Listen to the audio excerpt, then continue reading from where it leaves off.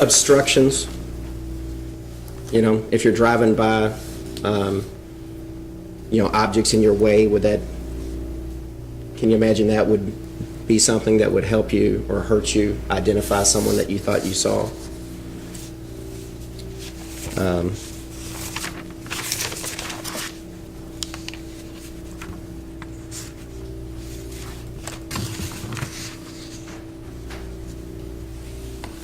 Now,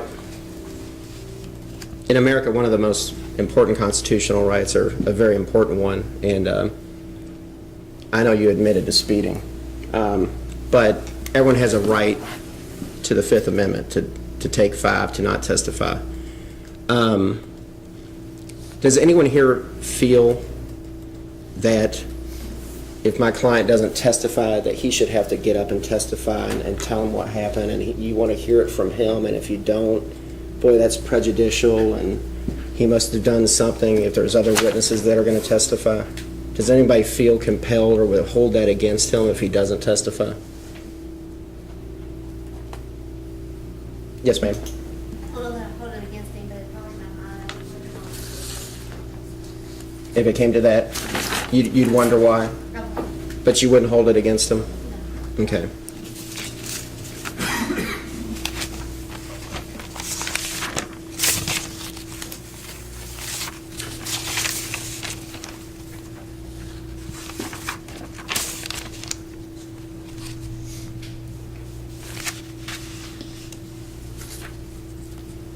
Does everyone understand the difference between a civil and a criminal case and the burden of proof that's required? Does everyone agree that if when the trial started and they did opening arguments and I didn't say a thing, and when the Commonwealth, after they put on their case, I stood up and I said, we're not putting on a case, and I did no closing argument whatsoever, at the end of the day, if you felt the Commonwealth didn't do their case, what would be the correct answer? Not guilty. They have to prove it beyond a reasonable doubt. That's their burden. That's their affirmative burden. Does anyone have a problem with that standard? And there is a victim in this case. Does anyone have a problem if they haven't proven their case? Or would anyone, I guess, lean towards saying somebody's got to pay for the assault on this person? Someone has to be here. Would someone have a problem with saying, look, it may go unsolved, but it's not Justin. It wasn't Justin. They have the wrong person. Does anybody have that problem? That someone has to pay for it, whether it's Justin or someone else out there? The last question I have, actually, there'll be 2 more questions because actually, there's not. I've got to go through these are people that, I hate to pick on you. Ma'am, you were robbed in Seneca Park? Yes, sir. Okay, was that by gunpoint? No, sir. Okay, someone just came up and threatened you? No, they actually took things out from the car. Okay, so your car was burglarized? Okay, so you get back from your walk and, boy, everything's gone. Was there anyone caught in that regards? Okay. Do you carry that forward to this trial? Do you carry that forward in any way, shape, or form? Okay. And the same question, ma'am. Your house was burglarized? Was that 15 years ago? Does that go? Was anyone caught or anything happen? And you know the way this happens now, just for your information, everything's automated. If they took something and pawned something, it comes up on a computer system, and that's how they solve a lot of these burglaries now. I mean, because they walk from your house down to the pawn where they have to do it, and it goes in under a system, and they go and get their stuff. That's how a lot of these cases are. But there was no one captured in your case, is that correct? Ma'am, the same question. Was there anyone caught in your the burglarization of your house? And that was 20 years ago? Okay, and that, you won't roll that forward and it won't affect what happens here?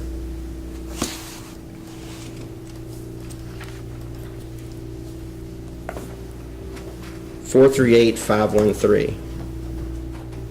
Robbed at gunpoint. Can you tell me a little bit about that? Where it was? Do you feel comfortable talking about that? Or It was at the Circle K on Dixie and Cars Lane. okay, That was the cashier. were there cameras there? Yes, Okay, was it a mask? yes, Okay, so they never found him. I'm guessing.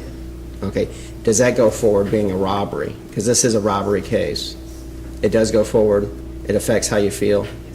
Okay, do you think you can be fair in that regards? You don't? Okay. I appreciate your honesty. I hate to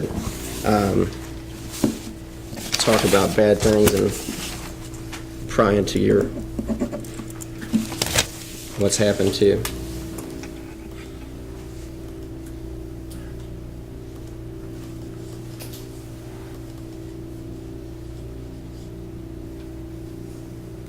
Ma'am, 438-519.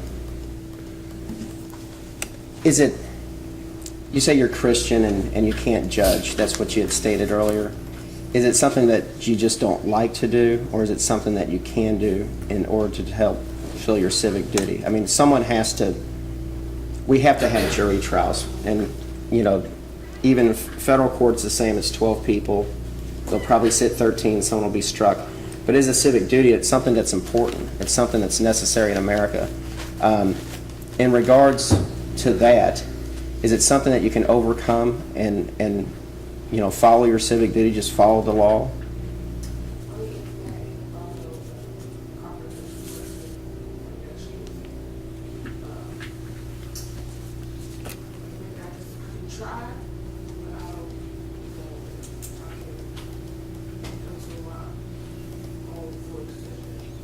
Okay, but you will try, and you'll follow the judge's admonitions, and you can follow the judge's rules. And again, it can get heated back there. I've never gotten back there, but I just know. And I appreciate you taking that under consideration as well.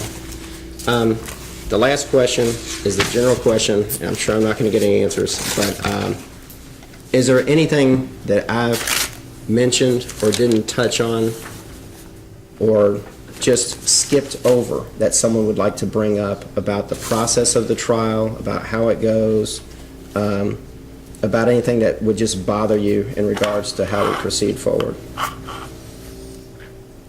It was a pleasure. Thank you. Thank you, Mr. McLeod. Ladies and gentlemen, it's 11, almost 11:20. I never send a jury out to lunch this early, but it'd take us a good 30 minutes to get this jury picked, and I don't want anybody to lose time. So what we're going to do is break until 12:30. So you will need to go to lunch. I know it's a little early.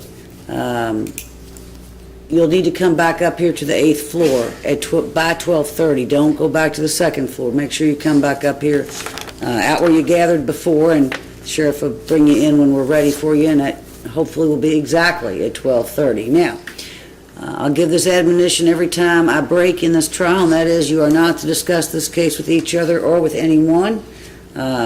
If anyone discusses or tries to discuss this case with you, please report that to the sheriff.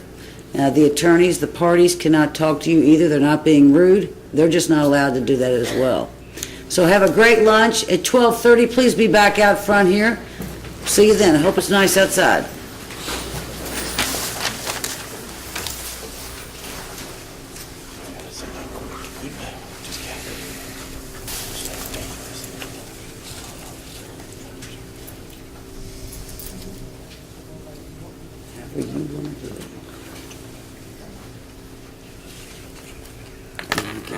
You have the sheet, you have the chart, the seat number, and then seat number 22 is missing. You already pulled that one out?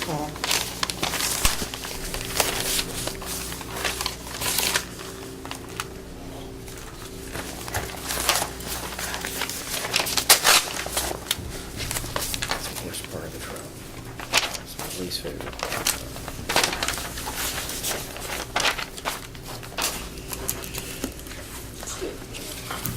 All right, yep, yes, Judge, yes, the lady that was studying yes. was our missing juror. Well, she didn't even have a badge on. I mean, she's standing out here in the No, send her back to jury pool. And let her yeah, I want them to put her on something. Okay. They're looking for her. You may have a seat, ladies and gentlemen. And Ms. Fox, motions to strike for cause. Yes, Judge. You can get the seat number first, it's always helpful, but you don't have to. That's actually why I'm going on more so than the other. Okay. Seat number 35. 35. 438926. She said she can't judge people, can't do it like the last time. She's I can't, can she's go not on. strong enough. She doesn't feel like she can confront people. She's bothered from her last trial. Mr. McLeod? Judge, I think she was rehabilitated enough. I understand it's uncomfortable. I mean, that's why part and parcel of the voir dires, which I don't like doing, but that jury room gets confrontational. I mean, that's part and parcel of the job, and it's her civic duty. She's done it once. She just doesn't want to do it again, and that's, I equate that to my son when he gets an earache. He doesn't want me to put 5 drops of, antibiotic in his ear. I mean, he fights me for it. If it was his choice, he wouldn't do it. But I think she was rehabilitated to a point that I understand she's uncomfortable, but I don't think it rises to the level of a strike. Until you questioned her, it certainly did. But she very clearly said on Ms. Fox's examination that she's not strong enough, she's not confrontational. After last week, she just can't judge people. She was very clear about that. When you talked with her, she would try and she thinks that she could. So the question is, where is she? I don't know. And she not sure really didn't come back as much as, if she came back, she went so far into the, I'm not a juror for this case, that I can't find that she was rehabilitated. So that motion is granted. Seat 35, 438-926 for cause. Next one. Your Honor, number 21, seat number 21, that's 438519. She's the individual who stated she's a Christian. She doesn't feel she can judge anybody. Let me. And she can't see. She has She can't glasses see. on. She also does not feel that she can hold her own in confrontation, and as far as argue with other jurors, she has a confrontation problem too, is her quote. And she just can't judge. Being the fact she can't judge, we're asking her to. I think that's certainly ground for strike for cause. And Judge, the same thing, I think I rehabilitated her, and the reality of it, there is no physical evidence. There is none. It's all testimonial. The only physical evidence that'll be entered into evidence will be pictures, and she'll be able to see those, and the jury, I can't imagine she couldn't see from here to there to look at a picture of a parking garage.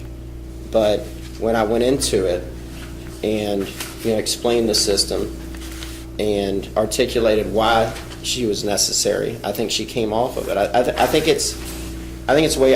She probably doesn't want to sit on a jury. I would imagine a lot of these No people just question don't she want didn't. to. But I think she came back around and she would do her job, and she could follow. And she specifically stated she would follow your admonitions and she would follow your rulings. And I need to be able to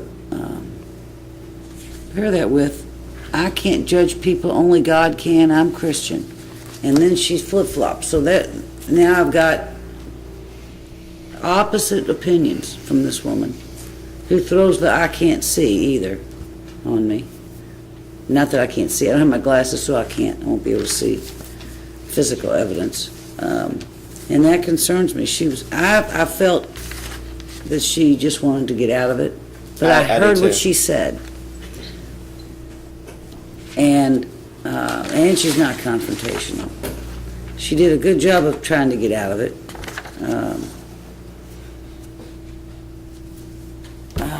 I think you did an admirable job, but I still can't.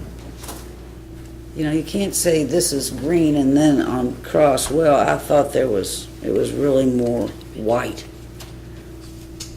I mean, on the other questioning. So I think I'm not to strike her for cause. She's just couldn't, I don't feel she was rehabilitated. I just, it's tough to go second. It is. And so when people make See, 21. a flippant knee-jerk reaction, talking about their Christianity and everything else, I think when they put it in perspective and they've gone through gone through the voir dire itself, they start coming to realize that it's a necessary system, and it's not anti-Christian to listen to facts and circumstances and to pass judgment on what I don't disagree. It's just the way that she said it, what she said, and how she said it. So unfortunately, that motion is granted, seat 21. All right. Thank you. And Your Honor, seat number 20, that's juror number The guy who's 438, very angry. 513. I would be too, I guess. I join On that 20. strike.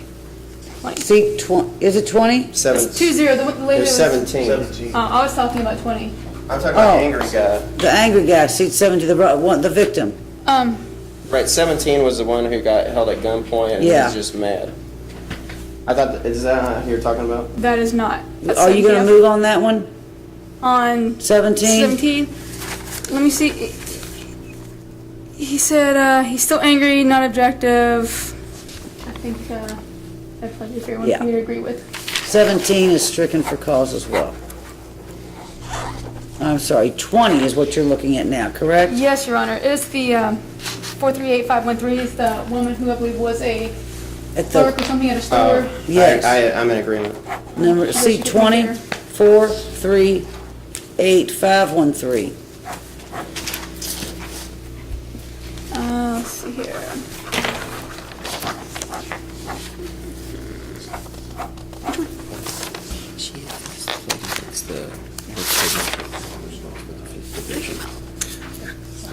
Let me check that. Your Honor, I believe that is all the Commonwealth has for cause. All right, Mr. McLeod? Judge, I think 29 was the lady that worked with the 5th Division, Yes. and I think she was unequivocal that she can identify with the plight of the police officers that work in that division, and that she was, I think she just plain out stated that she would tend to hold the police officers to a higher standard. Ms. Fox? Your Honor, no, I have it. The first thing she said out of her mouth, she would not be biased, but she gives much respect to police officers. She would possibly hold their testimony more credible. That's her direct quote. I don't know if she couldn't say she would be biased or him believe them automatically more. And it's a police advisory board, so I have a concern there that, When she says she respects, I mean, they're immediately going to the stand with more credibility. I agree with you. Granted, seat 29.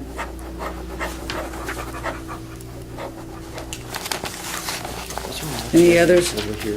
There are, Judge, and I'm just trying to, Was, let's see, the guy up front had the cop friends. There Yeah, was he a was gentleman fine. back there, 438-627, who had a cop father, but he was on the other side. number 9, Your Honor, she was the ATM stolen, and she kind of just bounced her hand up and stated, she was talking about the Fifth Amendment, Right. and that she would hold that, she would have trouble holding that against, like, she could hold that against my client if he didn't testify. She clearly said she wouldn't, but she would wonder why not. But you asked her twice. And she would not hold it against him, but she would naturally wonder why not. Okay, well, it's my motion for that. On I number agree. 9? I agree with your remembering. The other one, she already Well, struck. it has direct quotes. Motion's denied on number 9. And if you just give me a moment, Judge. Sure. The numbers are nice, but they're big. I mean, it's chicken scratch around it.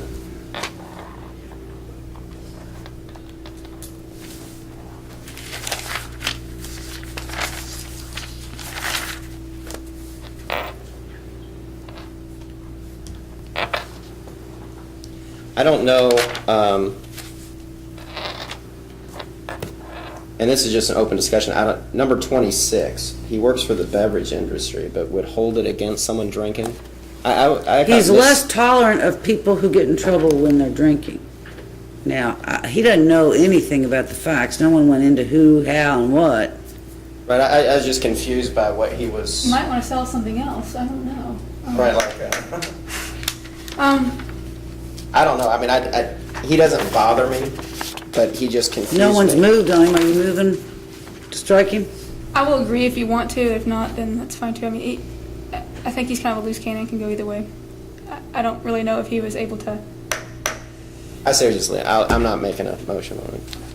Okay, that gives us a total of 5 strikes for cause. Seat 17, 20, 21, 29, and 35. If my math is correct, we need to draw 3 randoms out before you each get your sheets. Let me do my math again. I'm sorry, 39, we start with 39 minus the 18, minus our 13 jurors, minus the 5. 3 randoms, and we'll give you those, and then we'll let you, because I don't let you all go eat until you do your strikes. Am I awful or what? I hold you hostage? No, I'm okay. I can't eat during trials. It's a weight loss Go ahead. program. Seat number 8. Seat number 8 is a random, and that is 114242. Yeah. Seat 36. Seat 36, the non-speaking side of the room, 438939. And seat number 7. Seat number 7, and that is 194587. Now, what, Joyce, thank you for helping us. Joyce is going to get the sheets ready. One group of you can use a conference room. You want to do that, Conway? We'll go back, Your Honor. Make sure when you finish your strikes, make sure you put them in your column. You get 9 each. Make sure you give them back to me or the sheriff or Joyce before you leave, I will. okay? We'll Thank bring you. those out. So y'all can start doing your notes, and then we'll get you the actual sheets.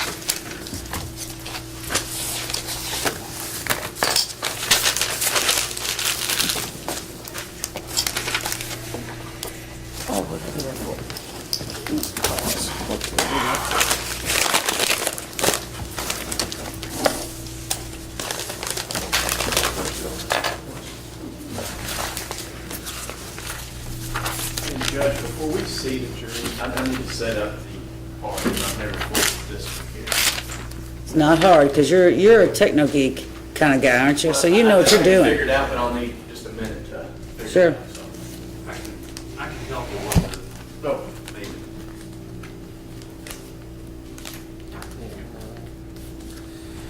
Gooch. Shit, that random one was one of my top ones. Yeah, Gooch. No, Gooch would be, he's still in it. He's still in. No, Should the other we guy, close the guy it? up front was my first one.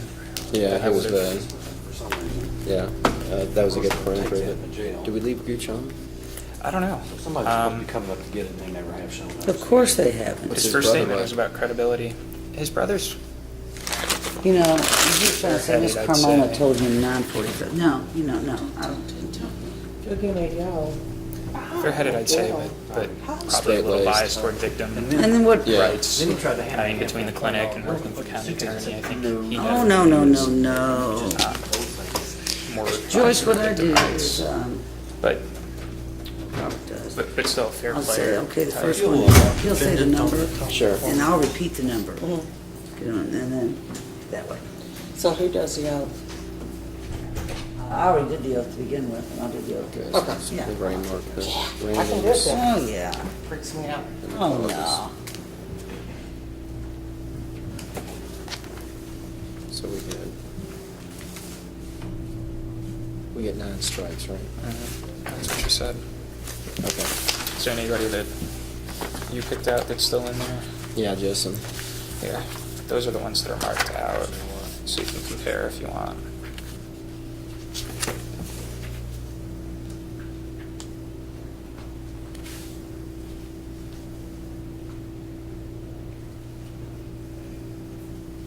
We're not striking anyone African. Just so you know. So on mine, do you have? I've got it marked on mine. Oh, okay.